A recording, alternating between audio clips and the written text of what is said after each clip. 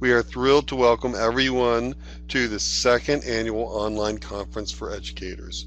Our session today, Jefferson's Legacy, A Brief History of the Library of Congress. At this point, I want to introduce our presenter. John Cole is the Library of Congress historian, a position dedicated to serving as the top technical expert and advisor on the history of the Library of Congress, documenting institutional history and conducting historical research. Cole was the founding director of the Center of the Book at the Library of Congress, which was created by law in 1977. He has been instrumental in shaping numerous literacy and reading promotion programs during his 50-year tenure at the library, and is author of several books about the institution. Welcome, John, and take it away. Thank you very much. I'm very pleased to be here to talk about one of my favorite subjects, the Library of Congress. Today, my purpose is to give you an overview of the institution and basically what's unique about it, why the Library of Congress is different from other institutions, why its stories are interesting, and to give you enough information to be able to talk about it. And I will be focusing primarily on some of the pivotal characters and also on an overview of the role of the Library of Congress. Our roles are quite interesting. They're outlined before you. Serving Congress, we're part of the legislative branch, a de facto national library, which I'll talk about briefly. In modern times, we have become really an international institution. We are the home of the Copyright Office, which is normally an executive function in most countries. No other de facto national library, I believe, is also the copyright agency. And because we were created in 1800, we were one of the first federal cultural institutions. We have developed into a cultural role through the years that encompasses in some ways what happened in other countries through national archives and national museums. In our country, you know that the Smithsonian was created in 1846, but the National Archives didn't come along until 1934. So that is a kind of a defining factor in the context of why the Library of Congress is so unique. Along the way, we have become the largest library in the world with more than 162 million items.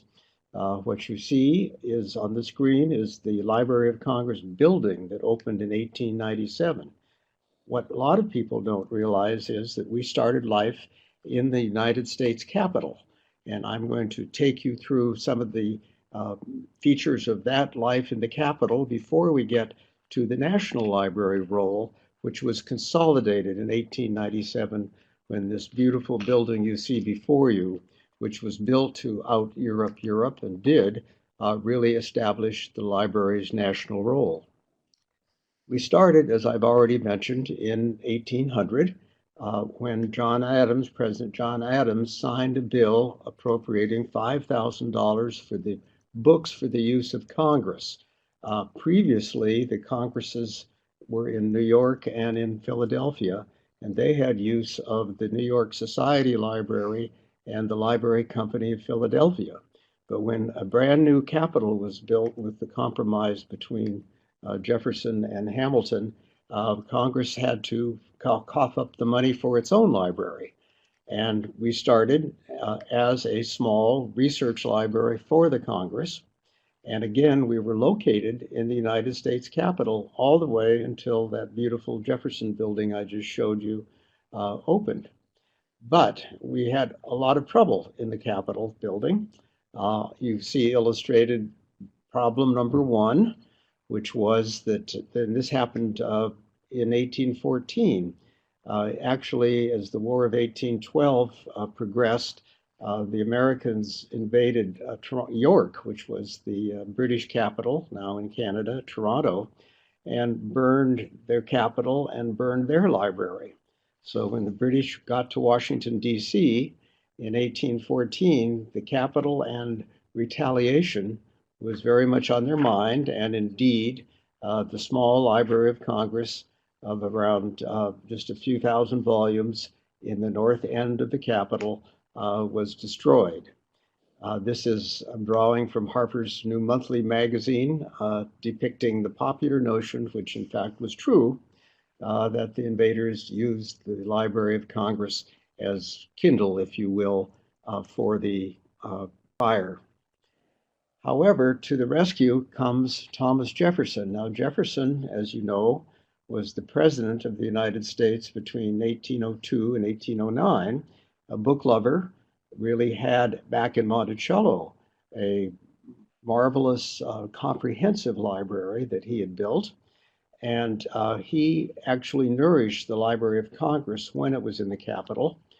One of the provisions in the early laws gave the right to appoint the Librarian of Congress, a legislative officer, not to Congress, but to the President of the United States. This was a compromise in 1802, but it was the Senate who thought the President should do the appointing, and that was what happened. So Jefferson was actually able to appoint the first two librarians of Congress, but they weren't full-time. They were actually also clerks of the House of Representatives.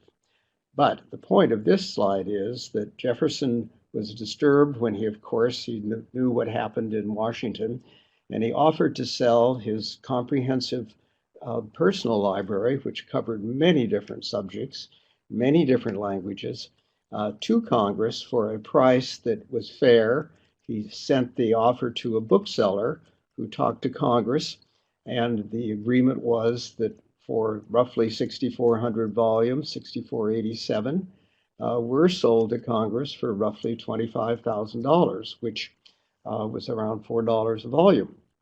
But the real point was that this was a new kind of library. It covered all kinds of subjects, covered as much as Jefferson was the basis for his widespread knowledge, because his knowledge came from his books. He was a book user.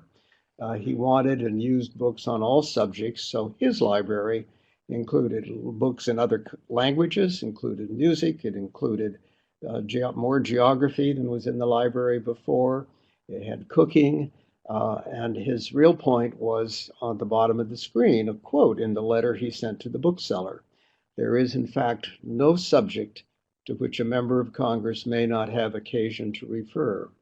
Now, that's flattering to Congress, of course, but also in a real sense it was true. And what he was saying is, from this new city capital on the east, tiny town actually, on the East Coast, if you have ambitions to govern what will someday be a much larger country, and of course Jefferson accounted for much of that, that you cannot limit yourselves to legislative books, history books, and law books, which were the three subjects in the previous libraries of Congress. Secondly, he said that, and noted, and some of his defenders of this rather controversial measure in the end, we only purchased this library by a vote of 10 in the House of Representatives, but he and his backers pointed out that eventually this would be a good basis for a national library. The idea there being that if Congress needed a comprehensive library, so did the American people. They needed the knowledge in books, which in a sense were the internet of the day, as much as Congress. And that there was a link between the people and their ability to be well informed and to vote members of Congress in and out, and printed knowledge at that time. But so he had a twofold idea, which was both a library for Congress and secondly, someday, perhaps, a library for people, for the nation. But therein lies the basis of the Library of Congress being a public institution. And a public library, even though that isn't in our name, we are also, as I've said earlier, a national library, and nor is that in our name. So this is a little bit of the mystery of the Library of Congress and what it is. Our name doesn't describe the complexity of the institution. In the Capitol, though, we continue to have a tough time. First of all, I'll say a word about the Library Committee. The the initial legislation said that the Librarian of Congress really didn't have a lot of power. The power was in the Joint Committee on the Library, which was the very first joint committee in the Congress. It was really created, mentioned in the initial 1800 legislation. And there were a number of bookish, scholarly congressmen who were interested in the library and served on the library committee. But they had full power. And the one congressman who, and let me go back just a second, the Jefferson Library did arrive in 1815, and it was used. The Library of Congress moved back into the Capitol in 1818 and got started under the head of the Joint Committee. But the man who dominated that committee's name was Senator Pierce from Maryland. And in the mid-years of the 19th century, from 1846 until 1862, Senator Pierce, who felt the Library of Congress should not be a national library, it should be a legislative library, dominated the Library of Congress. So that national role lay dormant until after the Civil War. But on December 24th, there was an accidental fire in the Capitol. And as you can see from the slide, it destroyed not only the accumulated books of roughly 55,000, but it also destroyed 2/3 of Jefferson's library. And this was a tough blow. But I must say that Congress, in spite of Senator Pierce, who actually supported replacing the volumes without focusing on going much beyond replacing them, was supportive of this.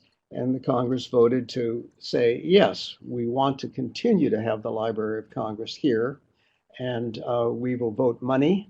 And furthermore, this time we will vote money for a fireproof library. And what you see before you is the new Library of Congress room that opened on August 23rd. And it was across the front of the Capitol. You can't tell from this picture. But that meant that it was a place where the public could go to get a better view of the Capitol. So we're already starting to mix the audiences for the Library of Congress. We've got Congress, of course, and we've now started, because the Library of Congress was the first library, it was a government library, the first one that covered the whole government. And we also started letting other executive agencies use the Library of Congress. The public came into the mix here through this beautiful new room, which became a tourist place. And the library started to grow one more time. This is the man who really is the post-Civil War. He was librarian, assistant librarian during the Civil War. He came to the Library of Congress in 1861, and he became librarian in 1864, and was the person who took that Jeffersonian vision, vision number 2, that this could also be a national library. And he skillfully persuaded Congress that the national library idea was something that should predominate in the arguments for the growth of the Library of Congress, and that it was time for members of Congress to think about their library in a different way.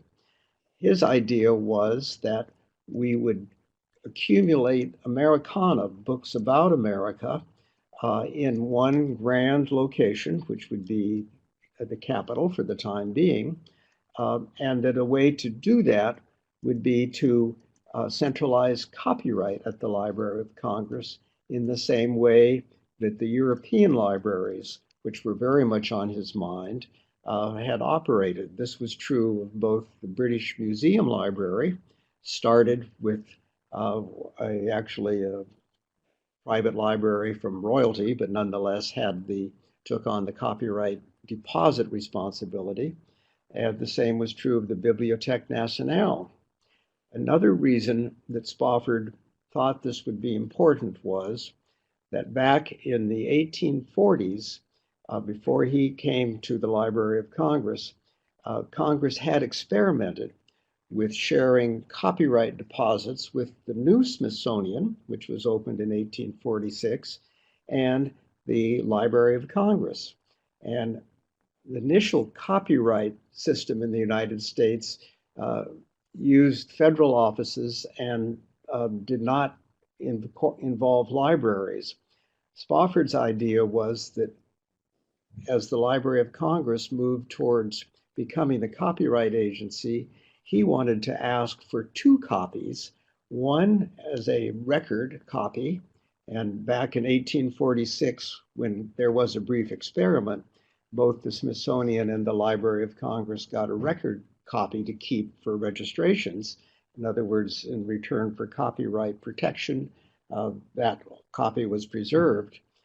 That went away in 1859. When Spofford comes back, his idea is to go for centralized copyright, but with two copies. And one is for deposit. It would be kept by the library. And the second one would be the registration copy. And it's this idea that really the centralization of copyright that did provide the basis for the Americana collections in 1870.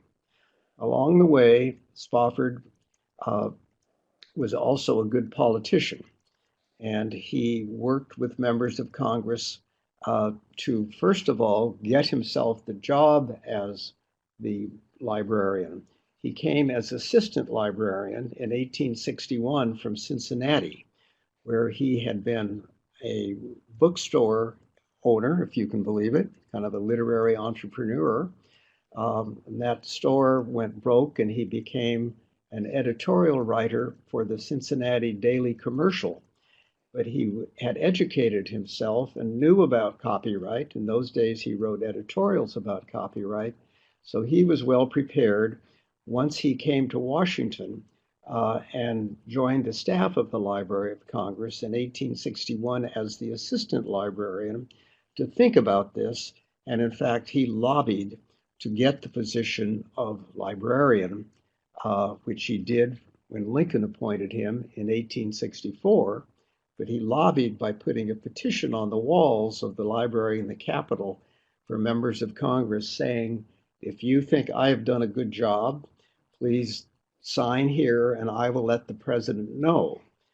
These were the days before the president's appointment of a librarian of Congress needed to have the confirmation of the Senate. So you needed political support, or needed to show political support. And Spofford got that through his petition, and he got it from letters from other members of Congress who'd supported projects. And he was named the Librarian of Congress in 1865. He immediately got $100,000 to expand the library's rooms. He was able to fill them in with a wonderful Americana collection from a man named Peter Force, who also was the mayor of Washington, if you can believe that, and an archivist.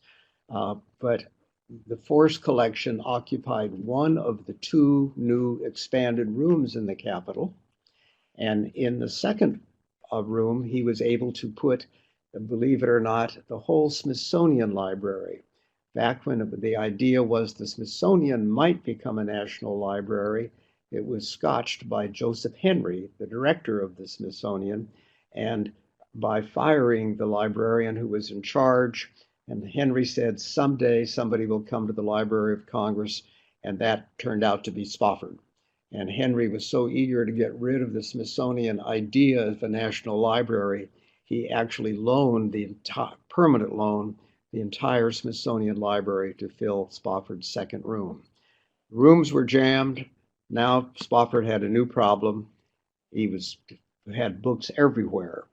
And he had to start with Congress and trying to persuade them to have a competition to get the building, which is the building which we saw when we opened this presentation. But it took a while to get. And in the meantime, this drawing, again from Harper's Weekly, gives you a sense of the situation in the library. Spofford was actually accused of deliberately putting books on the floor to persuade Congress to do something about the space problem. And I think that they may have been right, but he had a problem that had to be solved. Eventually, Congress in 1886 authorized the building. Work began on the foundation right away, and Congress was getting in the spirit of the National Library. They liked it. Two senators were strong supporters, and Spofford also had three presidents in their State of the Union messages mentioned the Library of Congress as the National Library, and it's too bad Congress won't do their work and appropriate money for this building. They finally did, and by then Congress was really feeling its cultural muscle in some ways and fired the architects, brought in the Army Corps of Engineers to make the building even bigger. And that was the idea of showing off American culture and writers and workmanship in a building that out-Europed Europe.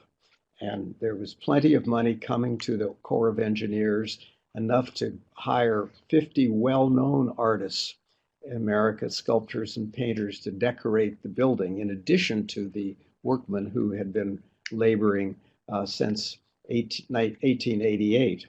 And finally, the building was ready on November the 1st, 1897. And one more part of this would be moving the materials into the new building. And this is a rather remarkable shot.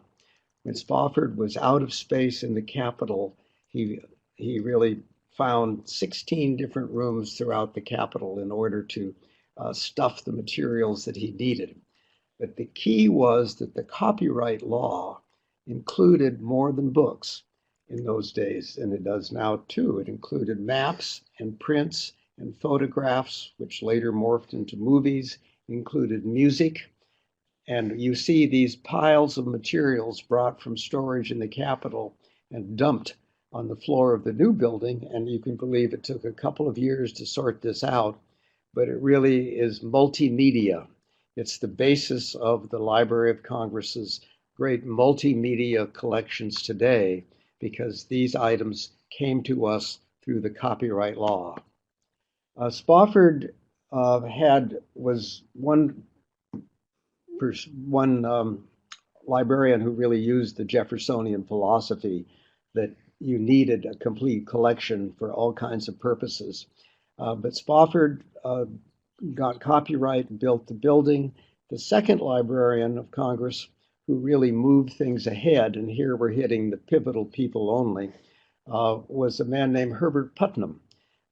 By the time Putnam was nominated by President McKinley, Congress had given itself the power to confirm the president's choice.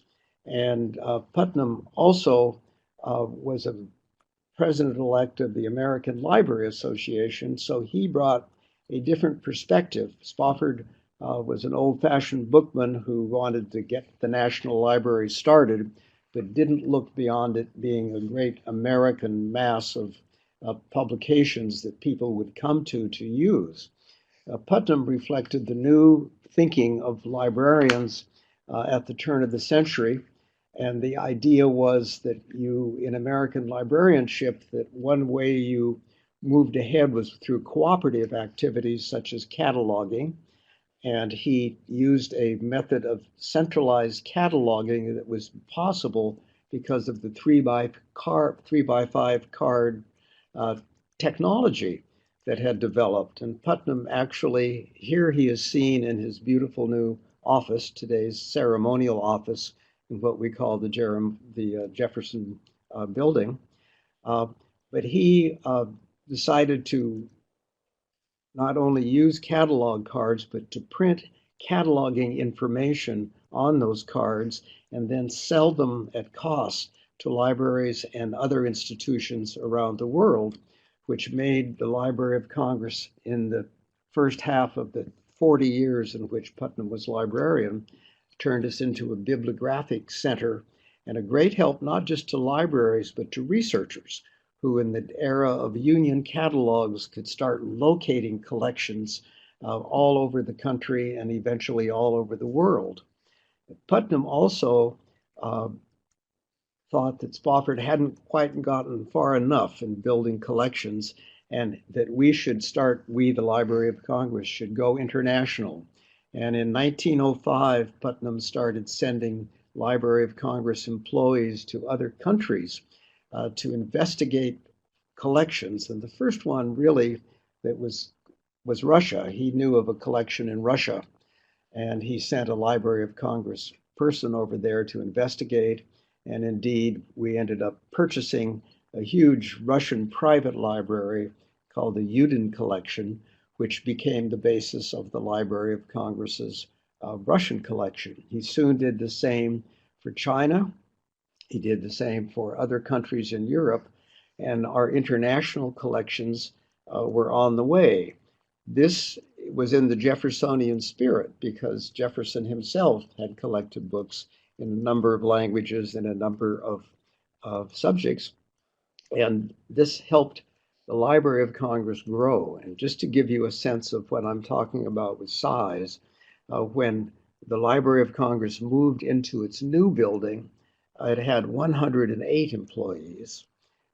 Actually, when Spofford started back in 1861, it had 7 employees. And so it skipped from 7 to, by the time the move into the Jefferson, the new building was made in 1897, it had 42, but half of them were dealing with copyright registration. So Congress took a look and they gave the library 108 employees in 1897 in the new building. Putnam added about 200 to that quickly, but by the time he retired or stepped aside to become librarian emeritus in 1939, the Library of Congress had 1,000 employees. And the collections had grown to become the largest library in the world, which happened in the 1930s. And Putnam pointed out in his annual report that we had surpassed the Bibliothèque Nationale and the British Library, but it wasn't a matter of numbers. It really was the depth and the variety of things that required that the Library of Congress to also build its own classification system, which lasts until today. So suddenly you have a library that's serving Congress, libraries, open to scholars, and always open to the American public. What we hadn't quite developed was the educational role, which we are participating in today. This is we welcome tourists. This is in the tourist hall in the main building of the Library of Congress. This actually, I know this mural, which you can't see very well, is by Kenyon Cox, a well-known painter of the time. The prints are on display, came from the Smithsonian deposit, part of what we didn't give back, which was also a period of negotiation for part of the collections that we'd accumulated from other places. But we loved having the tourists, but I look at this and I see the light streaming in, and it makes me think of the preservation function of the Library of Congress, which hadn't really been developed. This is a photo of, I mentioned the card service, of how the cards were stored in one of the rooms. And you can see 3 stories of 3x5 cards. And they were filling orders from around the country in the 30s and the 40s.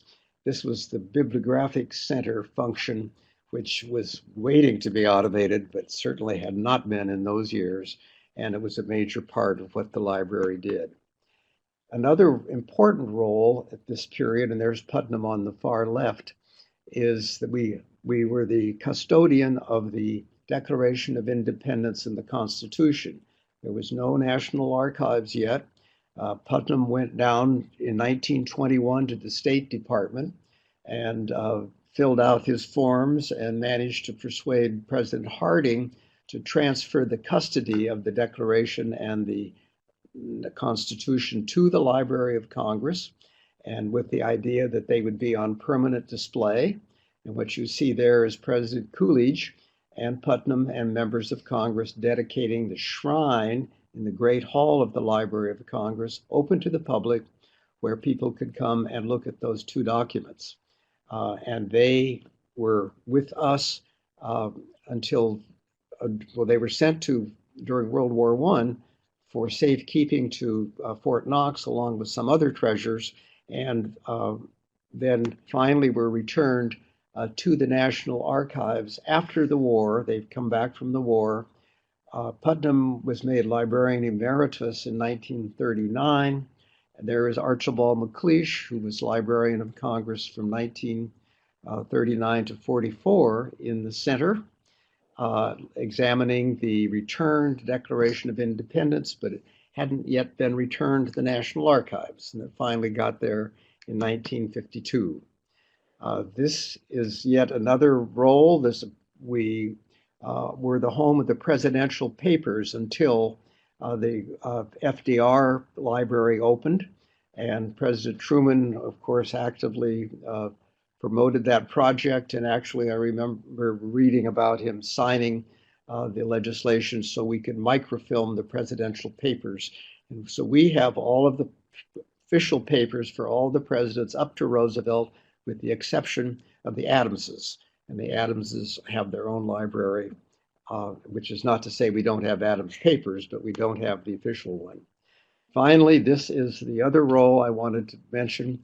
We really got a lot of education money in the 70s, 60s and 70s, and it was the 1965 NPAC program with money from education to extend what Putnam had started by giving the Library of Congress overseas offices to acquire materials in different countries, not only for us, but also for research libraries, starting with Public Law 480 in 1958, but then in 65 it got even more dramatic, and we ended up opening up to 14 offices for a certain period. We're now down to 6, but this has always given me a kick to see a man in a coat and tie as a Library of Congress government representative going through East Africa, gathering up materials to send back to the Library of Congress. We're closing with some color pictures of the Great Hall, which is in the Jefferson building, and it gives you a sense of the wonderful mixture of the grandeur, really, of mixing the art, the sculpture work, the architecture, with thematic classical themes that are universal and that are showing off, which you can't see very well, the names of writers, both classical writers and poets, and American writers or poets.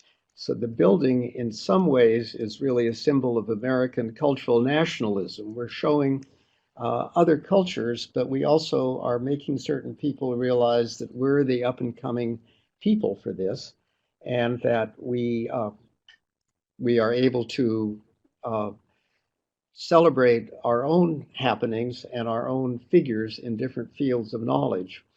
This building also, in the iconography, is parallel to Jefferson's idea of the comprehensiveness of knowledge, because each hall has this one we're looking across, but you can't tell. It's the Hall of Literature up above, but the picture is taken from the west side where we're standing in the Hall of Science. But throughout the iconography, all fields of knowledge are represented, as well as figures that are important. This is Minerva, who, if you noticed, perhaps going up the staircase for the overlook to the main reading room, you'll find this beautiful Minerva mosaic by Elihu Vedder. Minerva was the Roman goddess of everything, of war, of knowledge. But here she's put down her shield and picked up a roll call of fields of knowledge, which she is defending, that in which she's interested. And just for safety's sake, in addition to listing the different fields of knowledge that are embedded in the hallways and windows of this beautiful building, Vedder added the names of a few congressional committees, just to make certain that Congress realized that they had not been forgotten in this great movement towards a national institution. Our Legislative Reference Service, our services to Congress, have grown along with the National Library parts of the library. And finally, this is the inner dome of the main reading room, and it's a wonderful mural by Edwin Blache, And this is interesting because for the first time, uh, not for the very first time, but one of the first times, certainly in a public building, and this is a wonderful public building, one of the first buildings to be electrified, actually, and to be built to handle electricity, which is why you see all of those different bulbs when we looked at the other pictures. But here, there's a depiction of other cultures and America. And it's a little hard to tell, but there are different civilizations which are depicted, and each civilization there is the field of knowledge, which is part of the artist felt was typical of what was being shown.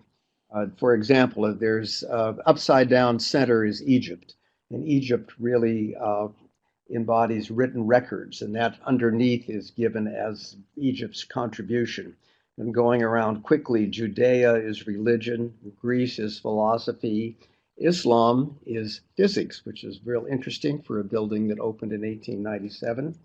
But as you come around, Italy is fine arts, Germany is printing, Spain is discovery, England is literature, and the artist actually depicted Ellen Terry, a British actress who is holding, and this is typical of each of the paintings, Shakespeare, a volume of Shakespeare turned to Midsummer Night's Dream.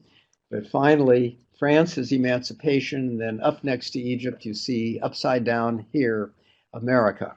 And America is depicted by an engineer sitting on a little dynamo engine. And in purple, it says the field is science, that America is now the leader. This, in some ways, says, thank you, world. We appreciate these contributions, but we'll take it from here. And we're going to do this in science. And of course, there's a lot of truth in that. So that is but what's interesting is this building, again, opened in 1897, and America was starting to feel not only its cultural oats, but its imperialistic oats. And the war came along, the Spanish-American War was right on the heels of this depiction. Finally, this is the close-up of what I was talking about, which is the coming together of America, which is finally number 12. Starting with Egypt, you go around counterclockwise, and you'll get a look at the figure for America, which to me, and this is not documented, is a shaved Abraham Lincoln in the thinker pose, but now you can see the little part of the little engine that he's seated on, but not very well.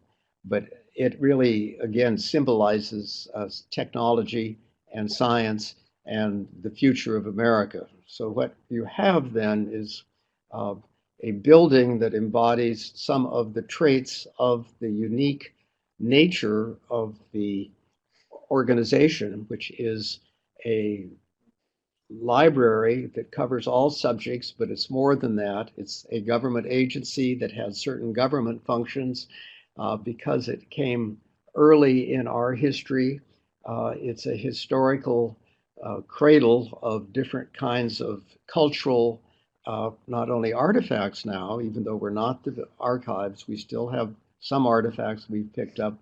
But above all, it's a library that is open and free for the use of American Congress and American civilization and American citizens. And those are some of the unique features of the Library of Congress that I wanted to make certain that I could bring up and that perhaps we can discuss.